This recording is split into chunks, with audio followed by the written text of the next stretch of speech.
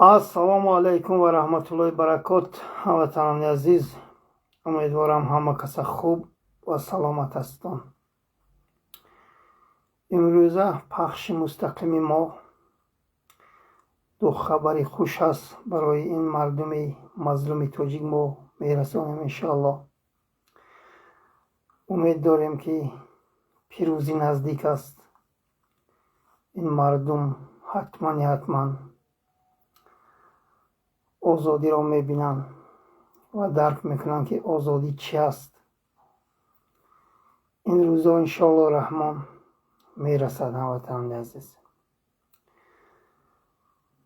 акнун ин хабарҳои хушро ба фикрам аз маънавиёти панҷакен сар мекунем. ин одам буромад, мардуми деҳаи негнота, мардуме ки бегуноҳ ҳастанд, бар зидди ман буровард. мардум мана гапҳои пасту баланд заданд. ман тамоми гапҳои онҳоро қабул кардам, барои он ки онҳо мазлум буданд, онҳо маҷбур буданд. ҳоло он ки чанд одаме ки бар зидди ман ин маънавиёти панҷакен буровард, як нафари онҳо бо ман дар тамос набуданд. интернет суст. ҳамватанони азиз, умед дорем ки мо суҳбата ба поён мерасонем иншоаллоҳ раҳмон. умед ҳаст ки мо бояд суҳбата кунем, баъд ин телефон хомӯш мешавад ё интернеташ гум мешавад, баъд майлаш. мо иншоаллоҳ хабарҳои ҳатман барои мардуми шарифи тоҷик мерасонем. баъд интернет пайдоям нашавад, хай майлаш. лекин умед дорем ки иншоаллоҳ суҳбатро мо ба поён мерасонем. ҳамватанони азиз, ин одам мардуми мо, ҳамдиҳаҳои моро, яъне хештабори моро ба зидди ман буровард. онҳо маро гапҳои безеб заданд, гуфтанд ман хоини миллат бошам. онҳо маҷбур буданд, ҳамаш қабул. ҳамватанони азиз, акнун беҳтарини кор ҳамин ки ин инсон ҳамон корҳои зишташ қариб ошкор шуда буд, ки баъд наворҳои ҳамаша пок кард.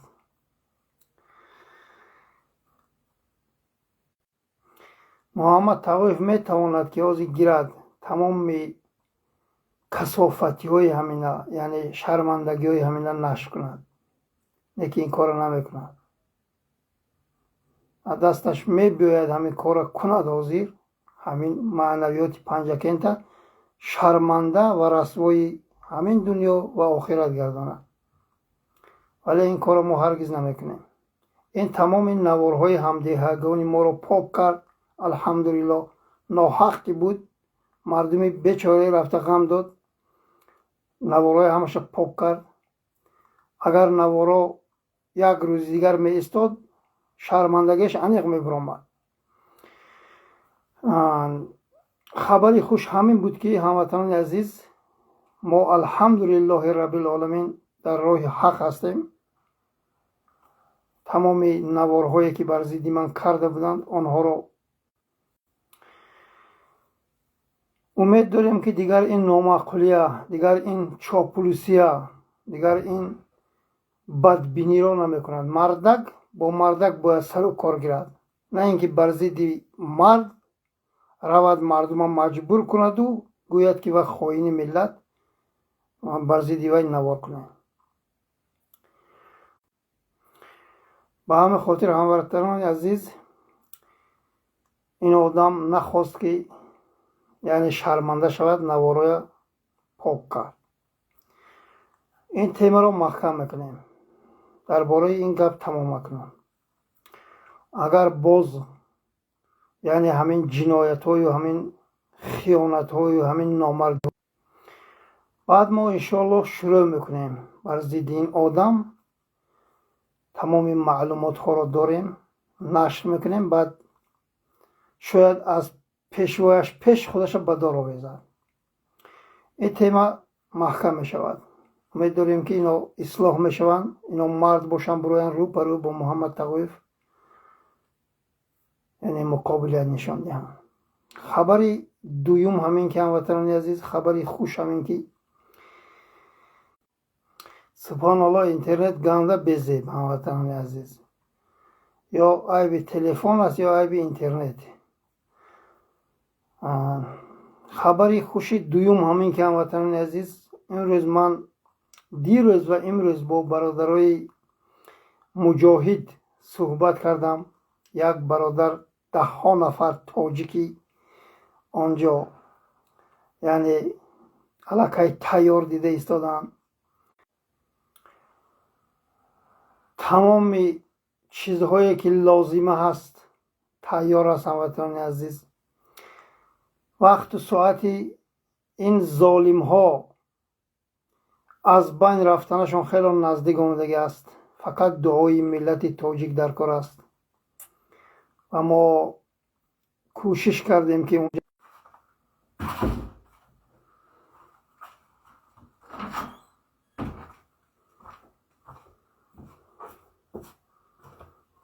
خوش درک شدیم. عیب اینترنت باشد، شاید اینترنت پیدا شود. هموطنان عزیز، برادرها در تماس برآمدن. برادرها انشالله الرحمن آدمای خدا ترس هستند. ما امید داریم که ما این ظالم ها را از بین میبریم. ما یگان چیز روس نمیکنیم. ما واردی کشور ما میشیم، این توده افباش را سرنگون میسازیم با یراق و اسلحه. هموطنان عزیز، با برادرها در تماس بودیم. بهترین صحبت ها، بهترین گپ ها. فقط من گفتن نمیتوانم که نقشه های ما چی است. و همین خاطر دشمن ها باید نقشه را گفتن در کار نیست. انشالله الرحمن روز این توده افباش با سرداری امام علی رحمان و سرنگون شدن خیلی نزدیک است. برادرایی که در سرحد تاجیکستان در تماس هستید، گفتگوی ما رو فراموش نکنید. روز عمل رسیدگی است. وقت از آنه که انشالله الرحمن اپراتسیا سر می شود، وارد شدن مجاهدا سر می شود، تمام گفتگوی ما رو فراموش نکنید. بعد برادرها میگویند که خیر ما در بر شما هستیم، ما میخواهیم که در وطن خود ما زندگی کنیم. بعد آزادی برای ما یعنی زمین داده می شود، ما خود ما خانه می سازیم، خانه راست میکنیم، همه چیز پیدا می شود. هموطنان عزیز، سرزمین ما رو بهوده خطایی ها گرفته ایستادن. ما برای شما زمین جدا میکنیم، شما خانه در راست میکنید، تاجیکستان رنگ شهروندای تاجیکستان زندگی میکنید انشالله الرحمن. فقط خواهش شما همین که باید شما با ما کمک کنید، برادرها آنجا سرجم شوند. وقتی یعنی وطن ما رو، تاجیکستان عزیز رو خلاص کردن، باید شما هم دستگیری کنید. شما با ما باشید، شما یعنی ما رو دستگیری کنید، ما سرزمین ما رو رها کنیم از تگی دست این توده افباش. انشالله الرحمن ما اینجا گفتن نمیتوانم. ما چی نقشه داریم، حجت هایی که ما میخواهیم تیار که شد، انشالله الرحمن همون در جاهای اساسی رفته که رسیدن برادرها. بعد ما دعوت سر میکنیم که چیکار کردن در کار. باید جوانمردای تاجیک بی‌طرف نباشند. جوانمردایی که در اروپا هستند، در روسیه هستند، در قزاقستان هستند، باید شما بی‌طرف نباشید.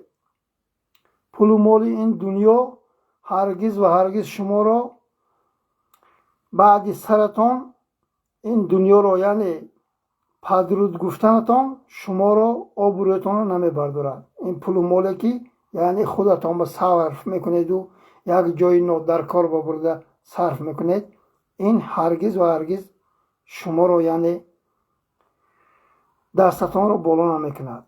باید شما دستگیری کنید. رفتن نمیتوانید، باید دستگیری کنید. ما تمام صحبت ها رو حالا میفهمونیم در این باره. باید چیکار کنیتان؟ آدم ها هستن همه کار یک زنگ تلفن که حل میشد. اینجا آشکار اکنون گفتن نمیتوانم هموطنان عزیز. باید جوانمردای تاجیک دستگیری کنند. کسی که خواهد خواهر و مادر و نزدیکانش از ظلم و ستم رحمان و رها شود، مرحمت دستیاری کند، دستگیری کند. کسی نمیخواهد، تجاوز میکند رحمان رو، چیکار میکند و اختیاری وی است. ننگ و ناموس داشته باشد یا کمتر ایمان داشته باشد و بیدار میشود. و همه خاطر به مبلغ این کار بود نمیشود. هموطنان عزیز، این را فراموش نکنید. باید مبلغ جمع کنیم. اینا همش ما روزهای نزدیک انشالله ماهای نزدیک میگوییم باید کجا پول پرداختن در کار. ما همه خیلی میکنیم که یعنی بی خطر میشود. رنگ برادرایی که کمک کردن مخالفا به حاضر در عذابند و بیچاره 1000 سوم پرداختن کشاکش، این خیلی نمیکنیم. ما هم تو میکنیم که این توده اوباش حتی یک سومی که برادرها کمک میکنن نفهمان. هموطنان عزیز، ما هم خیلی نقشه ها داریم انشاءالله رحمان همش درست میشود. مقصدی ما اکنون چی؟ مقصدی ما برای چی باید ما مبلغ جمع کنیم؟ برای اون که باید ما یراق و اسلحه خریم. باید ما همون چیزهایی که در شب تاریکی با استفاده برده میشود، رنگ روز نشون میدهد، این چیزها رو باید ما خریم. این چیزها همش هست در همون جایی که برادرها سرجم میشوند. فقط مبلغ در کار که خریم. ما امید داریم که انشالله رحمان وقتی که ما وارد میشویم، وارد تاجیکستان میشویم، سرزمین ما خلاص کردن از ظلم و ستم این توده اوباش مغول و منقید، شاید ما شب بداریم که همون تکنیک هایی که همون اسبابایی که ما میخریم و روز نشون میدهد در تاریکی استفاده بری یعنی گران کنی هم مجال روشن است. انا همه چیزهای باید ما خریم. با چقدر اونجا یراق و اسلحه خریدن در کار برای برادرایی که اونجا میرن سرجم میشوند، آنها رو یعنی لباس، خورد و خوراک، تمام چیز به تامین کردن در کار. ما برای چی خرسندی میکنیم که ما با آنجا جای میدیم، ما را راه میدیم، همینش برای ما کفایه است. انا همینش برای مردمی سربلند تاجیک بسنده است. اگر اونجا رویم جا با جا شویم، یک دو سه برادری دلپور با انا نگاه کنید، انا کمک نگاه کنید. همین پولی که برای مجاهدات در کار میشود در یک ماه ما جمع ببریم. یک ماه برای چی جمع ببریم؟ برای اینکه این مردم، این مهاجرا کو جانشان در لبشان رسیده است. پول و مالی که کار کردن کو هوش و یادشان پیش زن و فرزند و پدر و مادرشان، همون پول در نظرشان نمیتابد. این 2 میلیون تاجیکه که در بدر و خاک بسر تنها در روسیه هستند، 1 میلیون در قزاقستان هستند. اینها میخواهند که دیگرگونی شود، مردم ملت آزاد شود از ظلم و ستم اینها. من باوری دارم اگر حاضر کارهایی که ما دیده ایستادیم حجت ها درست شود، همه کارها الله مهربان مشکلات آسان کند، بعد مردم خودشان حیران میشوند که در حقیقت این مردک میخواست است که ما را از ظلم و ستم این توده اوباشه که 35 سال این مردم را فریب دارن و ما برای شما این میکنیم، ما برای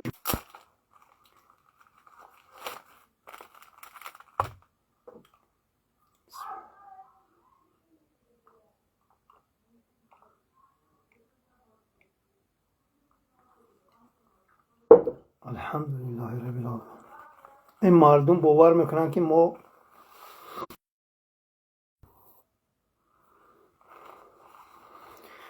ما در حقیقت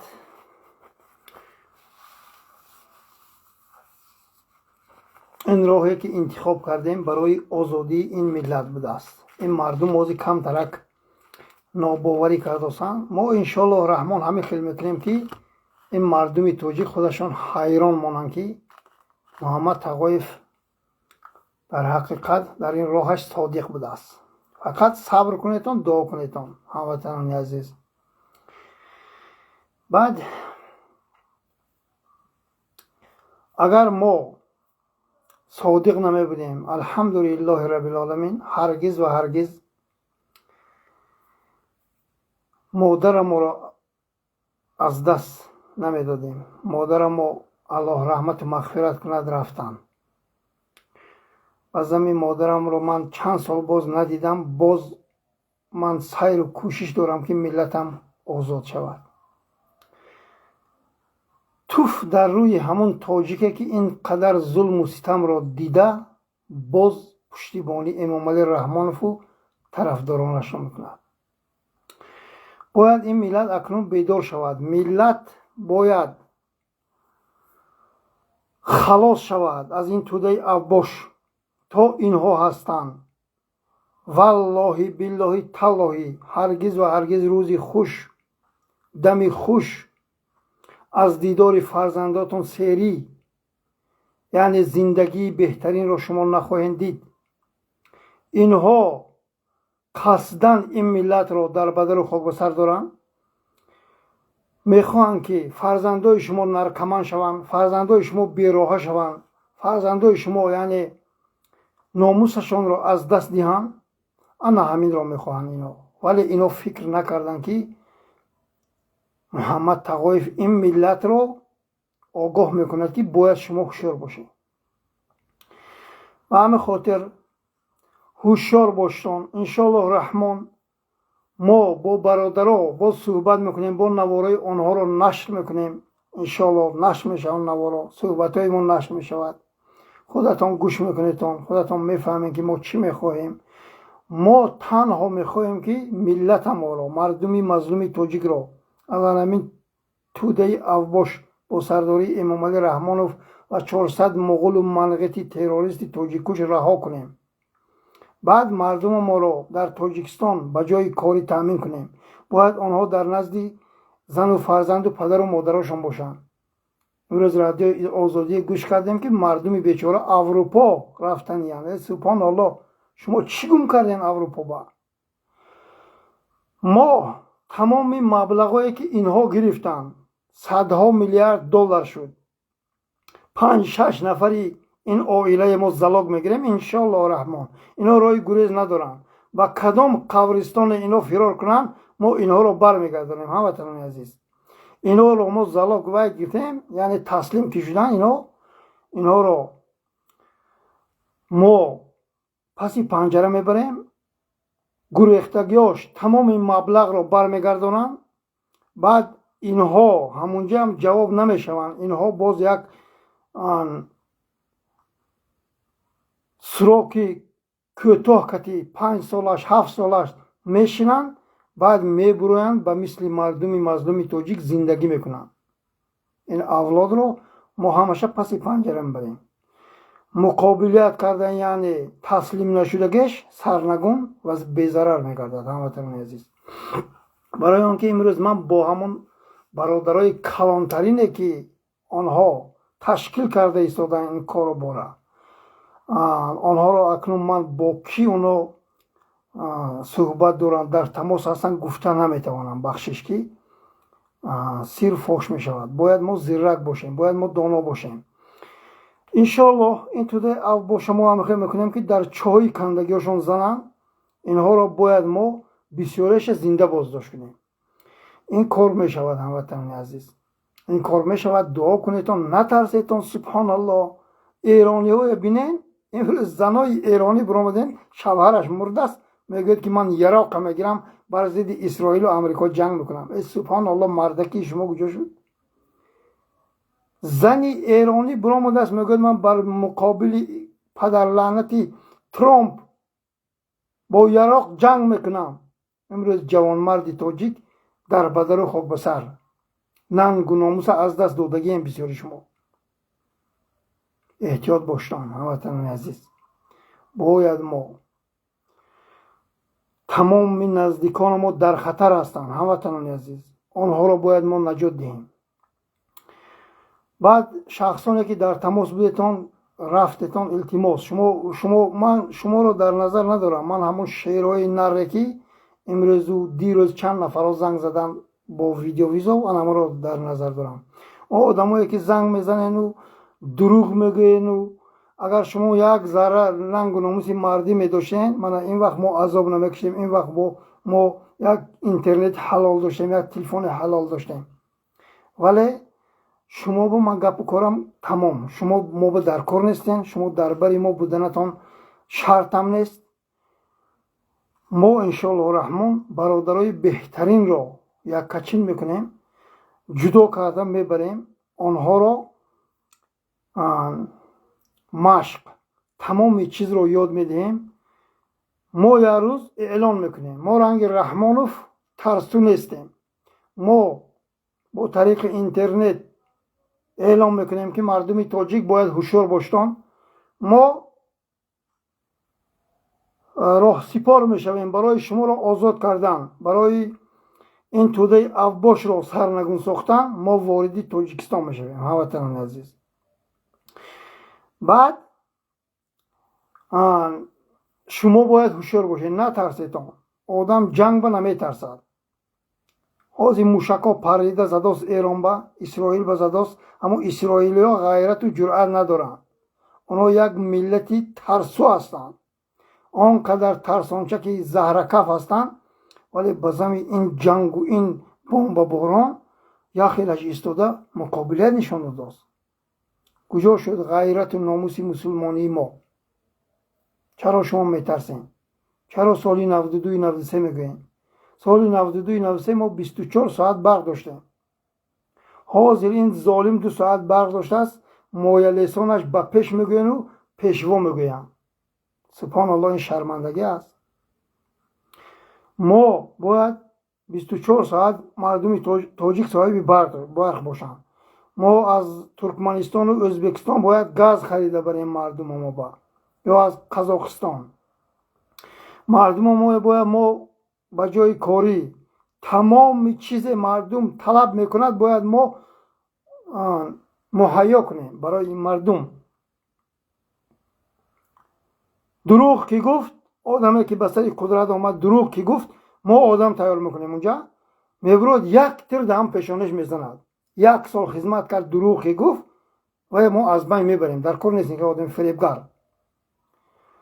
раҳмонов ваъда дод, соли оянда мешад, ин сол мешад, соли 2015 мешад, соли 2016 мешад, соли 2027 медарояд. баъди 5-6 моҳ ҳеҷ не шумо соҳиби зиндагӣ шавен, ҳеҷ не шумо соҳиби кор шавен. мардуми бечора фикраш гуҷоравам як бурдан нон кор кунам, амрикои аврупоравам, русия дигар намешад гуфтам. чаро ин миллат дар тоҷикистон ҷои кор пайдо карда наметавонад? чаро? магар шумо аз ҳаққу ҳалолатон талаб карда наметавонед? бояд аз ҳаққу ҳалол талаб кард. ту ҳам шаҳрванди тоҷикистон ҳастӣ, ту ҳам нафс дорӣ, ту ҳам зиндагӣ дорӣ. на ин ки раҳмонов танҳо нафс дошта бошаду ҳазорҳо ҷои корро гирифта бошаду садҳо ҳазор гектар замина гирифта аз они худ кунад. оле бародарои афғонистон, аллоҳ ҳифзшон кунад, тоҷикҳо мегӯянд ки мо унҷа равем, яъне соҳиби зиндагию хонаи дар мешем. албатта ин дунёи мо бо худ намебарем. мо мехоҳем ки фардо баъди сари мо бо номи нек моро ёд кунанд. на ин ки як диктатори падар лаънати модар ба хатои худхоҳӣ қотили миллати тоҷик моро ёд кунанд баъди сара мо. шумо моро дастгирӣ кунед, суҳбатҳое ки кардем ҳамин корҳоро шумо иҷро кунед.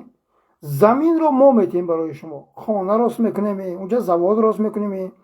завод рост карда мисол 50-60 нафар тоҷики тоҷикистонию 20 нафар тоҷики афғонистония ҷои корро таъмин мекунем. ин кори ту аст, бародари азиз. фақат суҳбатҳои мо бояд ин ҷавонмардона бошад.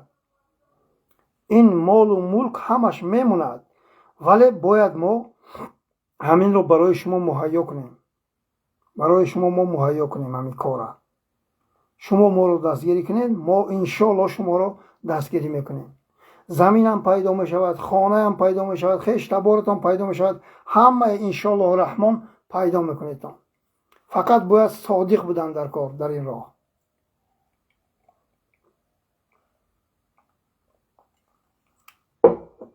الحمدلله رب العالمین. به همین خاطر انشالله رحمان اکنون صحبت های ما سر می شود با برادرای مجاهد. ما اینا آشکار میگوییم، ما هرگز یا اون چیز درست نکردیم، ما قاتل نیستیم. بار دیگر تکرار میکنم، ما تروریست نیستیم، ما اکستریمیست نیستیم. ما بر ضد تروریست و اکستریمیست هستیم. معنویات پنجکند هر روز صورت محمد اقبال نشر میکنه که انا تروریست، انا اکستریمیست، انا احتیاط باشین. تو اگر مرد باشی کومانا برو همین گپ زنو نشکن، مانا برو همین گپ زنو نشکن. رحمان و وفت همون چیکاتی میپرد، همون چیکاتی. به همین خاطر طالبای 30 سال همین گپای گفت حاضر نمیدونه خودش چه سفید کنه. طالبای جهان شناخت لکه قبول دارن یک دولت لکه بردن شرمندوار جامعه و تاقی پوشوندن. طالبا با چاپلوسی کرده. مردم ایران 25-30 سال خواجه خارجی نهضتی ها گفته فقط کنکاوی میکردن و سنگ میپروفتن طرف ایرانی ها. امروز گومونیتر پوموش روان کرده چاپلوسی کردستان. مردنتان به هست، یگان کارتان نمیگذارد. من محمد تقایف والله بالله تالله با برادرای ایران هم در تماس هستم. من با مهم نیست آنها سنی هستند شیعه هستند. مرا گفتن برادر ما تو رو دستگیری میکنیم، ما رنگ یک برادر مسلمان تو رو هرگز و هرگز این غمی که داری، این مشکلی که داری، ما تو رو هرگز برده جرب تیله نمیکنیم، ما تو رو دستگیری میکنیم. به همین خاطر این کمتر نمیاک بود برای شما چاپلوس ها از رحمان و فت سر کرده. این گومونیتر نتون و این چاپلوسی هاتون نمیگذارد. اینو فراموش نکنید. ما انشالله رحمان با برادرای ایرانی، با برادرای افغانی سرجم میشویم. خیلی که خدا رحمت کند سید عبدالله نوری چندین نفرای جمع کرده بودن. از این مجاهدای خیلی زنگ میزنم اما گریه میکنه، میگوید که اینا چی با این خیل کردن، چی با تسلیم شدن، سبحان الله چقدر یراق اسلحه بود برای چی دادن. من گفتم من نمیدونم، اون سال من خورد بودم نیکی من این کاری سید عبدالله نوریه رحمت الله علیه اینا اشتباه میشمارم، اینا اشتباهی کلام میشمارم که نباید که آنها تمام وظیفه رحمان رو میدادن. باید یک مقامی همون تاجیکستان یعنی میگرفتن آنها. و این ظالمی مکار شاید فیلم نمیکرد، شاید امروز این ملت در بدر نبود، شاید امروز در استانوفکا و ویدیوها روان کردن دختری تاجیک نارکوتیک از دیگه مست خوبای این روزای ما نمیدیدیم.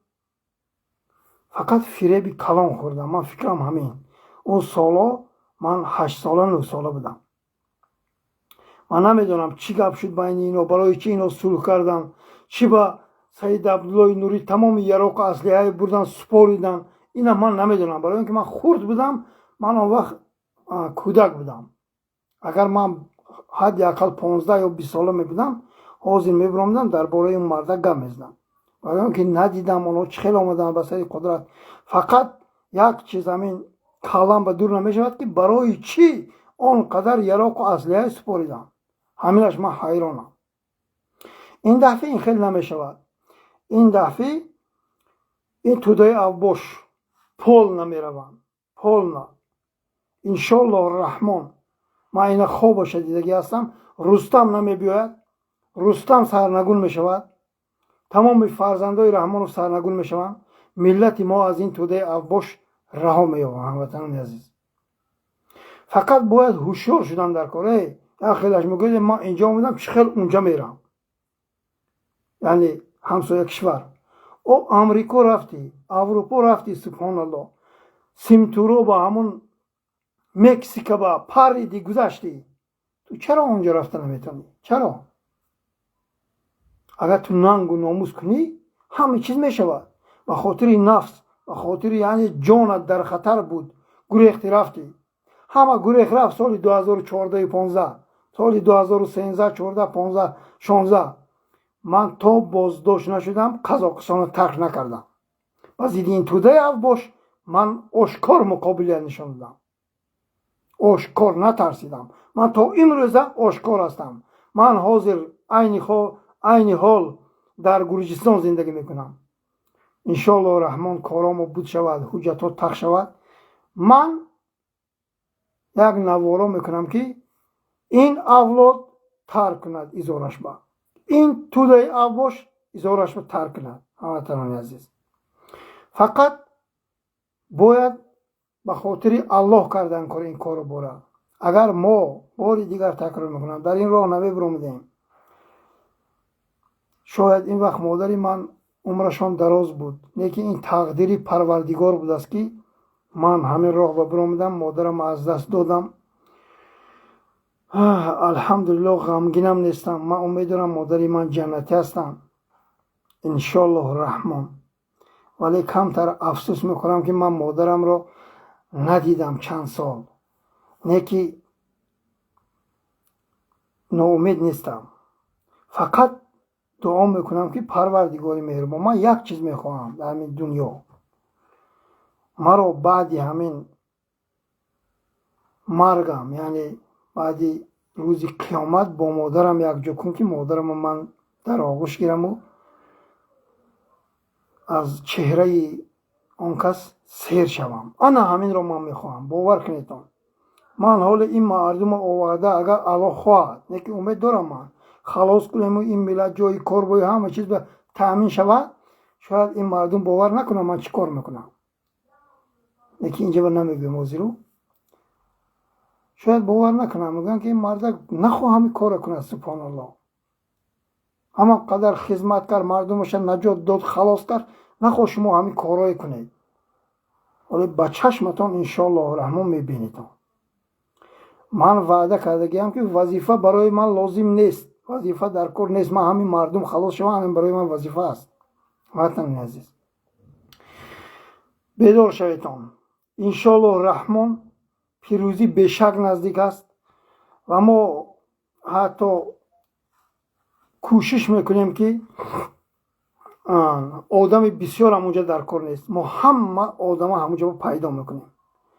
150-200 نفر اگر پیدا شوند و در حقیقت از پیدا شدگیان کمان پیششون رفته رسیدن الحمدلله اونجا با روز ویدیویی که رایی کردن یک جوان تاجیک کرده پرتافت افغانستان نشر کردم. من همین فیسبوک با نشر کردم، ولی یوتیوب هم با نشر میکنم مردم بینن، یا یوتیوب هم با نشر کردم فراموش کردم راستی گپ. انشالله هموطنان عزیز پیروزی نزدیک است، فقط نترسیتان. این پول و مالتون بیسایی میموند. باری دیگر برادرایی که زنگ زدیتان خودتون یعنی گیزدالا گرفتیتان، من نمیدونم شما هیچ خیلی برادر گویم، از منافق گویی خفه میشیتان، شاید که کاراتون درست نغلطید. نخود 10 نفر از 10 نفر همش کارش قفا رفته باشد و با کون زده باشد و همت صحبتت یک خیل بود، دروغگویی شما فوش شد. برای آنکه منافق هرگز و هرگز با یعنی آدمی که این مردمش رو میخواهد که خلاص کند با غمخوار این ملت و یک جا بودنش کو، این شرمندگی است. این رو من نمیخواهم. همتون زندگیتون بینیتون پسی کار بارتون مشویتون، ما ملت خودمون ما خلاص میکنیم، خودمون ما خلاص میکنیم ملت انشاءالله. برادرای مجاهدایی که الله حفظشان کند، شیرای نر سبحان الله بهترین هستند. در گرمانیا دیگر جاها. ما خیلی شما دوست می‌داریم به خاطر الله. نیکی های شما را برادر عزیز من امید دارم شما منو گوش میکنید. هرگز و هرگز ما فراموش نمیکنیم دستگیری های شما. شما انشاءالله رحمان شیر الله هستید. ما انشاءالله آزاد که شدیم بعد من شما آشکار میکنم. من وعده کردم که این مردکی من در تماس هستم. ما هرگز و هرگز صحبت های همدیگر رو نمیبروریم یا اونجا با نمیفهمونیم که موقع این برادر گپ زدیم همه خیلی شناس دارم، یعنی همه خیلی شیر الله هست. این گپا بین من با میماند، با بین الله بین من و بین شما میماند. نه که ما در حقیقت قائل شدیم که همه خیلی مرد جوان مرد بوده است. در کم این خیلی آدم ها کم سبحان الله که آدم ها کم هستند. انشاءالله رحمان زنده باشیم. حتما آشکار میکنیم. من ویدیو میکنم با اون برادر میگم که انا شیر الله به وطنش برگشت باز. اطرافیان رحمانوف قدی اجل اون مردک به تر میکردن. حالی که نامش را فهمن که میلرزن. ما در حقتان برادر عزیز دعا گوییم الله حفظتان کنه. جوانمرد شدن در کار برادر عزیز، باید جوانمرد شد، نه اینکه منافق، نه اینکه دروغگو.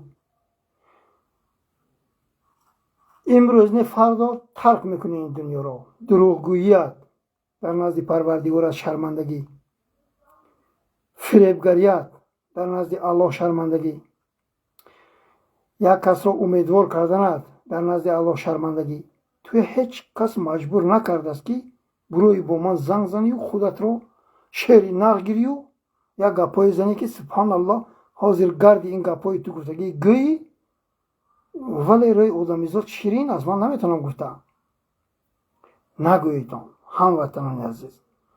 چیزی که اجرا کردن نمیتوانیتان، التماس هیچ کس شما مجبور نمیکند که این کار را بود کن. نگو، نمیتوانم گوی. اگر ما میپرسیدیم شما با گپ دیگر بود، ولی شما خودتون پیدا شدید. من نمیدونم شما فرزندای کیین، چیین، شما چی میخواین. شاید شما آدمای رحمان باشین بخشش. یک گپو میزنین سبحان الله حاضر اینجا به گردی گویی. اگر این مردم شاید اوش اثرش پرد که این که آدم این گپ زد سو کجا شد، پیشش 2 ماه شد ماه رمضان به گپ زدن گم شدن. به همین خاطر من نمیدونم. من امید دارم که هم برادرایی که هستند در گرمانیا، در ایران، در افغانستان کم هستند. 200 مرد جنگی به از 100,000. انا اینا برای ما کفایه هستند. انشاءالله رحمان پیغمبر خدا محمد صلی الله علیه و سلم آن کسان اینقدر بسیار نبودند، یعنی لشکرشان پیروز شدند. لشکری که چند برابر زیاد بود آنها شکست خوردند. آدم بسیار بودنش به من اینقدر کوشش نمیکنم که آدم بسیار شود. 200 مرد جنگی به از 100,000. حتی 100 نفر سرجم شود. نگاه کنید این توده اباش چخیل تلخ کف میشن. حاضر علاقه تلخ کف شدگن اینا. به همین خاطر همین 200 نفر سرجم شود برای ما بسنده است. این توده اباش فرار میکنه هموطن عزیز. ملت رها مییابد. کشته شدین شهید میشوین، نترسان. کشته که شدی به خاطر سرزمینت، مقدساتت، مادرت، به خاطر دینت، مهمترین دین است. دین را این میخواهد از بین برد ولی نمیتواند. رحمان فی ظالم دین ما رو این سیاه کرده ایستاده است. باید ما این دین رو احترام کنیم. باید جوانمرد تاجیک آخرتش رو اویله کنند، نه اینکه این دنیای پول و مال این دنیا رو. پول و مال داری حاضر، باید تو صرف کنی برای حق، نه اینکه برای جمع کنی و فردا 2 پات بالا شود، یعنی این عالم را پدرود گویی و خوراکی شوهری نوی زند شود. به همین خاطر مرد شویتان، مردک شویتان. سبحان الله، مردک. ما هم مادر تولد کردگی، نه اینکه آن چیزی دیگر. تا که خاموشی و ترس؟ نترسیتان جوان مردای تاجیک. ترس، انسانی که میترسد و ضرر میآورد به همون خودش، که ترس یعنی دشمنی آدم است. ترس و وهم که گردی یه روز تو میموری، این دنیا رو پدرود میگویی. سربلندانه مردن این افتخار است، این را فراموش نکنید. به همین خاطر از تمام مردمی شریف تاجیک گفتنی هم که در حق ما دعاگو باشتن. دعای شما انشاءالله الرحمن قبول می شود.